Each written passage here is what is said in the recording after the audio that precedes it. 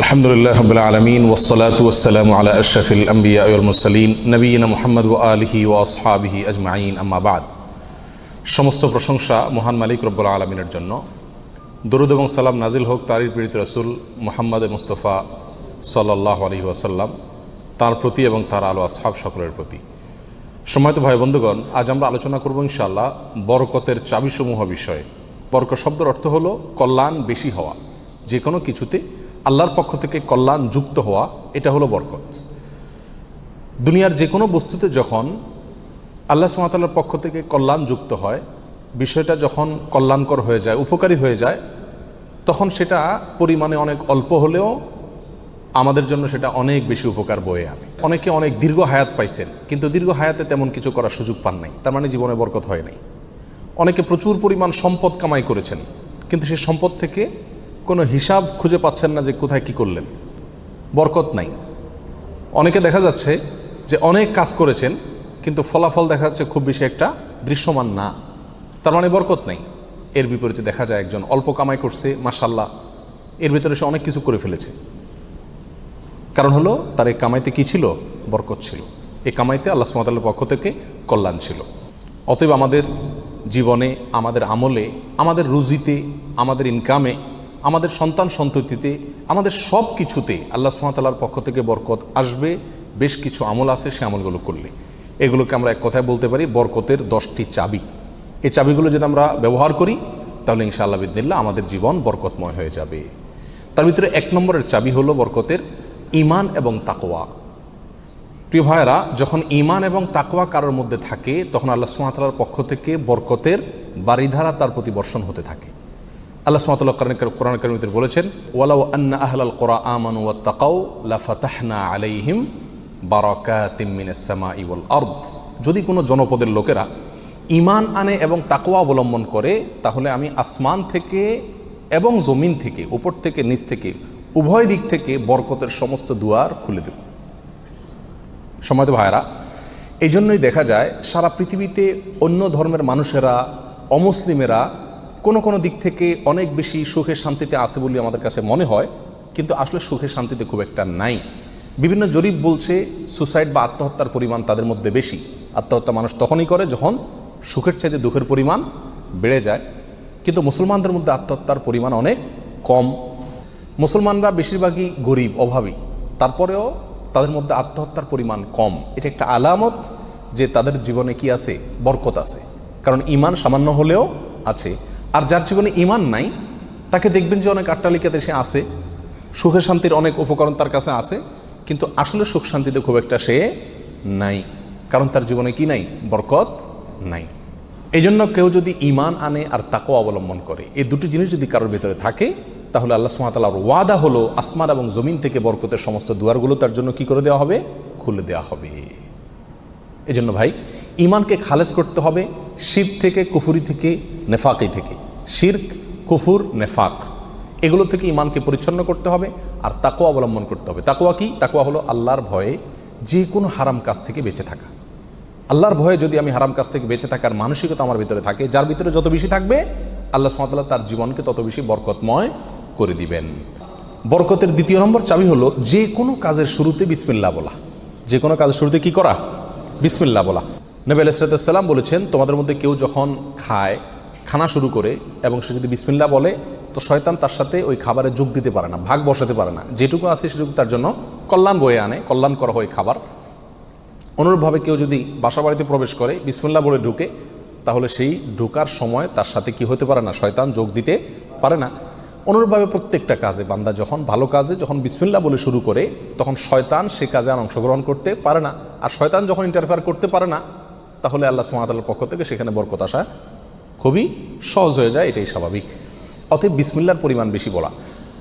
3 নম্বর বরকতের চাবি হলো ভাই কোরআনে কারিমের সাথে সম্পৃক্ততা বাড়ানো।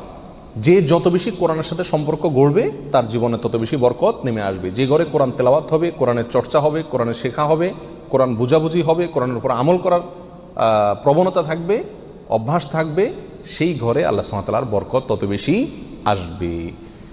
আল্লাহ সুবহানাহু ওয়া তাআলা কোরআন কারীমের ভিতরে বলেছেন, ওয়াহাদা কিতাবুন আনজালনাহু মুবারাক। কোরআনে কারীমকে আল্লাহ সুবহানাহু ওয়া তাআলা কোরআনের বহু জায়গায় বলেছেন যে এটা কিতাবে মোবারক, এই কোরআনটা হলো কি বরকতময়, অতএব এর সাথে যে যত বেশি সম্পৃক্ত হবে তত বেশি তার জীবন কি হবে, বরকতময় হয়ে যাবে। নবী আলাইহিস সালাম বলেছেন সহিহ মুসলিমের হাদিসে, ইন্নাল্লাহা ইয়ারফাউ বিহাযাল কিতাবি আকওয়ামা ওয়া ইয়াদাউ বিহি আখারিন, আল্লাহ তাআলা এই কিতাব দিয়ে বহু মানুষকে উপরে উঠাবেন, আবার বহু মানুষকে নিচে নামাবেন। অর্থাৎ এই কিতাব কোরআন এটাকে যারা ফলো করবে আল্লাহ তাআলা তাদেরকে মর্যাদা বাড়াবেন, আর যারা ফলো করবে না তাদের মর্যাদা কমাবেন। বাহ্যিকভাবে মনে হবে সুখের সাগরে ভাসছে, আসলে দুঃখের কোনো অন্ত তাদের জীবনে থাকবে না। তাহলে বরকতের 3 নম্বর চাবি হলো কি, কোরআনের সাথে সম্পর্ক বেশি বেশি করা, কোরআন তেলাওয়াত করা, কোরআন বুঝা, কোরআন অনুযায়ী আমল করার চেষ্টা করা। যত বেশি যে করবে আল্লাহ তাআলা তার জীবনের প্রতিটা পদে পদে তত বেশি কি দিবেন, বরকত দান করবেন। বরকতের 4 নম্বর যে চাবি আছে সেটা হলো ভাই সাদাকা করা, দান করা। কি করা? দান করা, সাদাকা করা। সাদাকা এবং দান করলে বহু হাদিস থেকে বোঝা যায়, জানা যায় যে বিপদ আপদ দূর হয়ে যায়। আমাদের যে কোনো কাজ থেকে, যে কোনো অর্থকড়ি থেকে, যে কোনো উপার্জন থেকে আমাদের কল্যাণটা আসে না, এর একটা বড় কারণ হলো বিপদ এসে যায়। আমি একটা দোকানদারি শুরু করলাম, একটা বিপদ এসে গেল, তাহলে আমার সেখান থেকে কল্যাণটা আর আসলো না। তো বরকত যদি আপনি চান প্রত্যেকটা বস্তুতে, প্রত্যেকটা জিনিসে কল্যাণ আসুক, উপকার হোক জিনিসটা আপনার জন্য, ছোট চাকরি, অল্প আয়, ছোট ব্যবসা, এর ভিতরেই আল্লাহ তাআলা কল্যাণ দিয়ে দেখ। আপনি যদি চান তাহলে আপনাকে কী করতে হবে, সাদাকার অভ্যাস করতে হবে। দান করলে মুসিবত এবং বিপদ দূর হয়। তো আপনার ওই অল্প আয় থেকে যখন বিপদ দূর হয়ে যাবে বা বিপদমুক্ত থাকবে, তখন ইনশাআল্লাহ বিদিনিল্লাহ সেটা আপনার জন্য কী হয়ে যাবে, কল্যাণকর এবং বরকতময় হয়ে যাবে, ওর ভিতরে আপনার জন্য বরকত থাকবে। অতএব সাদাকার অভ্যাস করা, সারা বছর অল্প স্বল্প হলেও, পরিমাণে খুব অল্প হোক। এক হাদিসে নবী আলাইহিস সালাম বলেছেন, খেজুরের অংশ দিয়েও যদি হয় তবুও তুমি সাদাকা করে জাহান্নামের আগুন থেকে বাঁচার চেষ্টা করো। বিপদ থেকে রক্ষার জন্য আমরা সাধ্য অনুযায়ী সাদকা করব, অনেক বেশি করা কোনো জরুরি না। প্রতিদিন সাদকা করা একটা জটিল বিষয়, অনেক সময় প্রতিদিন আমি অভাবী লোক পাইও না, তাহলে একটা বাক্স রাখতে পারি বাসায়, যে প্রতিদিন আমি সেখানে 1 টাকা রাখবো, 2 টাকা রাখবো, যতটুকু সাধ্যগুলো ততটুকু রাখবো, তাহলে নিয়মিত আমি দানের সওয়াবটা পেয়ে গেলাম। এই টাকাটা অভাবী লোকের, পরে কয়দিন পর পর খুলে আমি দিয়ে দিলাম মানুষকে, তাহলে প্রতিদিন সৎকার আমলটা হয়ে গেল। এবং সৎকার নিয়মিত করলে কি হয়, বরকত প্রত্যেকটা ক্ষেত্রে নেমে আসে। নাম্বার 5, বরকতের 5 নম্বর চাবি হলো ভাই, আত্মীয় স্বজনের সাথে সম্পর্ক ভালো রাখা। এটা বহুল পরীক্ষিত একটি আমল ভাই। আত্মীয় স্বজনের সাথে যে যত বেশি সম্পর্ক ভালো রাখে, মা বাপ, ভাই বোন, ফুফু, চাচা, কাছের লোকজন, রক্ত সম্পর্কীয় লোক যারা, বিশেষ করে তাদের সাথে যে যত বেশি সম্পর্ক ভালো রাখে এবং তাদের সাথে সম্পর্ককে নষ্ট করে না, তারা যদি দুর্ব্যবহার করে তো নিজের পক্ষ থেকে ভালো ব্যবহার করার চেষ্টা করে, তো এই লোকের জীবনে আল্লাহ তাআলা বরকত দান করেন। এটা পরীক্ষিত বিষয়। অতএব এই চাবিটি বরকতের, এটা খুবই গুরুত্বপূর্ণ। 5 নম্বর, অর্থাৎ আত্মীয় স্বজনের সাথে, রক্ত সম্পর্কীয় লোকদের সাথে কী করতে হবে, সম্পর্ক সবসময় বিল্ড আপ করার চেষ্টা করতে হবে, তাদের খোঁজখবর নিতে হবে, সাধ্য অনুযায়ী তাদের পাশে দাঁড়াতে হবে। যদি পাশে দাঁড়াতে নাও পারেন, অন্তত সম্পর্কটাকে কী করতে হবে, ভালো রাখার চেষ্টা করে যেতে হবে। নাম্বার 6, বরকতের 6 নম্বর চাবি হলো ভাই, সকালবেলায় ভোরে ভোরে কাজে যাওয়া।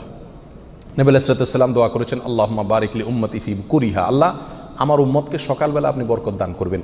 অন্য এক রওয়ায়াতে আসছে বুরিক লি উম্মতি ফি বুকুরিহা, তিনি বলেছেন আমার উম্মতের জন্য সকালবেলার সময়টাতে বরকত দেওয়া হয়েছে। অতএব সকালের সময়টাতে আপনি ঘুমায় থাকেন, তাহলে বরকত কোত্থেকে আসবে?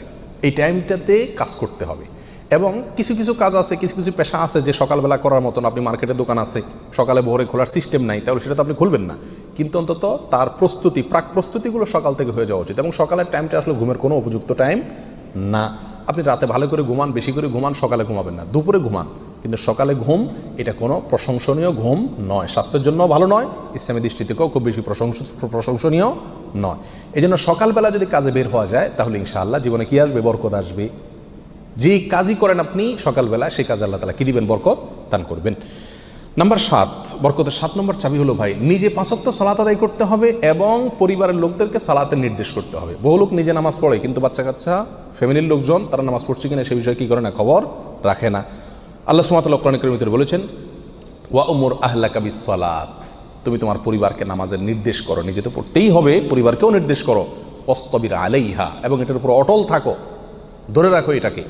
তাহলে কি হবে, লা নাসআলুকা রিজকা, আমি তোমাদের কাছ থেকে, আল্লাহ বলছেন আমি তোমাদের কাছ থেকে রিজিক চাই না, নাহনু নারযুকুকা ওয়াল আকিবাতু লিত-তাকওয়া, বরং এই কাজ করলে, আমল করলে আমি তোমাদেরকে রিজিক দিব, বরকত চলে আসবে ইনশাআল্লাহ।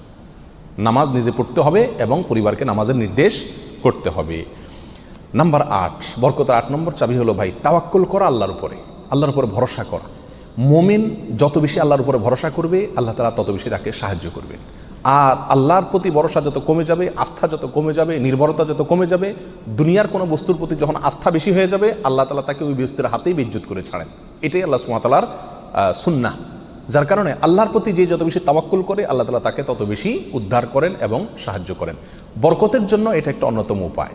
যে যত বেশি আল্লাহর উপরে ভরসা করবে, বিশেষ করে রিজিকের ব্যাপারে, তত বেশি আল্লাহ সুবহানাহু ওয়া তাআলার পক্ষ থেকে কী আসবে? বরকত আসবে। একটু কোনো কারণে আমাদের ইনকামের উপরে চাপ আসলে, প্রেশার আসলে আমরা অস্থির হয়ে যায়, হাউতাশ হয়ে যায়, নিরাশ হয়ে যায়। অনেকে তো আজেবাজে মন্তব্য করা শুরু করি, আল্লাহর উপর তাওয়াক্কুল থাকে না। তো আসবে কোত্থেকে রিজিক? রিজিক আসবে তখন যদি আল্লাহর উপরে ভরসাটা পূর্ণ মাত্রায় থাকে। নবী আলাইহিস সালাতু ওয়াস সালাম বলেছেন, লাউ তাওয়াক্কালতুম আলাল্লাহি হাক্কা তাওয়াক্কুলিহি, আল্লাহর প্রতি যেরকম ভরসা রাখা দরকার, যেরকম আস্থা রাখা দরকার, তোমরা যদি সেই মাপের আস্থা রাখতে পারো, নির্ভরতা আল্লাহর উপরে তোমরা রাখতে পারো, তাহলে কি হবে? লা রাযাকাকুম কামা ইয়ারযুকুত তাইর, আল্লাহ তাআলা পাখিকে যেভাবে রিজিক দেন তোমাদেরকে সেভাবে রিজিক দিবেন। সারপ্রাইজ রিজিক, কল্পনাও করতে পারবো না কোথায় আল্লাহ রিজিকের ব্যবস্থা করে রাখছেন। এরকম বরকত জীবনে নেমে আসবে যদি কি করা হয়? আল্লাহর উপরে পরিপূর্ণ তাকওয়া, এই তাওয়াক্কুল অবলম্বন করা হয়। বরকতের জন্য 9 নম্বর আমল হলো বেশি বেশি ইস্তেগফার করা। কি করা ভাই? ইস্তেগফার করা। ইস্তেগফার, উঠতে চলতে ফিরতে সব সময় ইস্তেগফার করা। আস্তাগফিরুল্লাহ ওয়া আতুবু ইলাইহি, আস্তাগফিরুল্লাহাল্লাযী লা ইলাহা ইল্লা হুয়াল হাইয়ুল কাইয়্যুম ওয়া আতুবু ইলাইহি। অথবা সাইয়্যিদুল ইস্তেগফার পড়া। কিচ্ছু না পারেন, শুধু আস্তাগফিরুল্লাহ পড়া, আস্তাগফিরুল্লাহ আস্তাগফিরুল্লাহ আস্তাগফিরুল্লাহ ওয়া আতুবু ইলাইহি, এতটুকু পড়া। এবং যখন পড়বেন অর্থ বুঝে পড়বেন। আল্লাহর কাছে ক্ষমা চাচ্ছেন আপনি, আর ক্ষমা চাইলে ক্ষমা চাওয়ার মোড থাকে আলাদা। একটা মানুষের কাছে যখন মাপ চান আপনি, তখন মাপ চাওয়ার মোড ভিন্ন থাকে না? আস্তাগফিরুল্লাহ যখন বলবো তখন নিজের অপরাধের কথা স্মরণ করে, অথবা আমি যে বহু অপরাধ করি সেই কথাটা মনে করে আল্লাহর কাছে ক্ষমা চাইব। যত বেশি ইস্তেগফার করব তত বেশি রিজিক আসবে। সূরা নূহের ভিতরে আল্লাহ সুবহানাহু ওয়া তাআলা আল্লাহ নবী নূহ আলাইহিস সালাম সম্পর্কে বলেছেন যে নূহ আলাইহিস সালাম বলেছেন তার জাতিকে, ফাকুলতুস্তাগফিরু রাব্বাকুম ইন্নাহু কানা গাফফারা। তিনি বলেন, আমি আমার জাতিকে বলেছিলাম তোমরা তোমাদের রবের ইস্তেগফার করো, তোমাদের রব ক্ষমাশীল। তাহলে কি হবে? ইস্তেগফার করলে 1 নম্বর হলো তিনি ক্ষমা করবেন, তারপরে ওয়ায়ুমদিদুকুম বিআমওয়ালিন ওয়া বানিন ওয়ায়াজআল লাকুম জান্নাতিন ওয়ায়াজআল লাকুম আনহারা, সম্পদ এবং সন্তান, পরিবার, এই দুইটা দিয়ে তোমাদেরকে শক্তিশালী করবেন, রিচ করে দিবেন, সমৃদ্ধ করে দিবেন। ওয়ায়াজআল লাকুম জান্নাতিন ওয়ায়াজআল লাকুম আনহারা, তোমাদের জন্য বাগবাগিচা দিবেন এবং নহর প্রসবন দান করবেন, অর্থাৎ রুজি রুটির বরকত দান করবেন। সম্মানিত ভাই বন্ধুগণ, তাহলে ইস্তেগফার করলে রুটি রুজির বরকত হয়, সম্পদে আপনার বরকত হয়, সন্তানে বরকত হয়, পরিবারে বরকত হয়। অতএব ইস্তেগফার বেশি বেশি করতে থাকতে হবে। নবী আলাইহিস সালাম বলেছেন, মাল্লাজিমাল ইস্তেগফার, যে ব্যক্তি ইস্তেগফারকে ধরে রাখবে, সবসময় নিয়মিত ইস্তেগফার করবে, জাআলাল্লাহু মিন কুল্লি যিকিন মাখরাজা, সকল কঠিন মুহূর্ত থেকে বের হওয়ার জন্য আল্লাহ তাআলা তাকে পথ দেখাই দিবেন। ও কুল্লি হাম্মিন ওমিন কুল্লি হাম্মিন ফারাজা, সকল পেরেশানি থেকে আল্লাহ তাআলা তার জন্য প্রশস্ততার পথ দেখাই দিবেন, যদি সে ইস্তেগফারকে ধরে রাখে। 1-2 বার পড়া না, নিয়মিত পড়তে থাকে, ধরে রাখে। অতএব বরকতের জন্য বেশি বেশি ইস্তেগফার করতে হবে। 10 নম্বর বরকতের চাবি হলো ভাই, পরিপূর্ণ সালামের ব্যাপক পরিমাণে প্রচলন ঘটাতে হবে, দিতে হবে। সালামের পরিপূর্ণ রূপ হলো আসসালামু আলাইকুম ওয়া রাহমাতুল্লাহি ওয়া বারাকাতুহু। এখানে আমরা সবাই জানি দোয়া করা হয়, আপনার প্রতি শান্তি বর্ষিত হোক, আল্লাহর রহমত বর্ষিত হোক এবং আল্লাহর বরকত নাজিল হোক আপনার প্রতি। তাহলে আপনি যখন কারোর প্রতি সালাম দিচ্ছেন, পূর্ণাঙ্গ সালাম, আসসালামু আলাইকুম ওয়া রাহমাতুল্লাহি ওয়া বারাকাতুহু, তার মানে আপনি কেমন যেন তার জন্য বরকতের দোয়া করছেন, শান্তির দোয়া করছেন। আর হাদিসে আসছে, কোনো মুসলিমের জন্য যদি আপনি বরকতের দোয়া করেন বা যে কোনো দোয়া করেন, তো ফেরেশতা আপনার জন্য দোয়া করে আল্লাহ এই বান্দাকেও আপনি দান করেন। তাছাড়া যাকে সালাম দিবেন তিনিও জবাব দিবেন। আপনি যেহেতু অবারাকাতু পর্যন্ত পড়বেন, তার জন্য উচিত হবে অবারাকাতু পর্যন্ত দেওয়া। সালাম যতটুকু দেওয়া হয় পরিপূর্ণ কমপক্ষে অতটুকু দিতে হয়। অতএব যত বেশি সালাম দেওয়া হবে তত বেশি ফেরেশতা আমার জন্য বরকতের দোয়া করবে, আর যাকে সালাম দিচ্ছি তিনিও করবেন। তাহলে সালামের প্রচলন ব্যাপক পরিমাণে যদি করতে পারি, তাহলে আমাদের জীবনে কি আসবে ভাই? বরকত নেমে আসবে। আর আগেই বলেছি, বরকতের অল্প বেবরকতের বহুর চাইতে উত্তম এবং শ্রেষ্ঠ। আল্লাহ তাআলা আমাদেরকে বরকতের সম্পদ দান করুক। অধিক সম্পদ নয়, বরকতের সম্পদ। আল্লাহ তাআলা আমাদের বরকতের সন্তান দান করুক।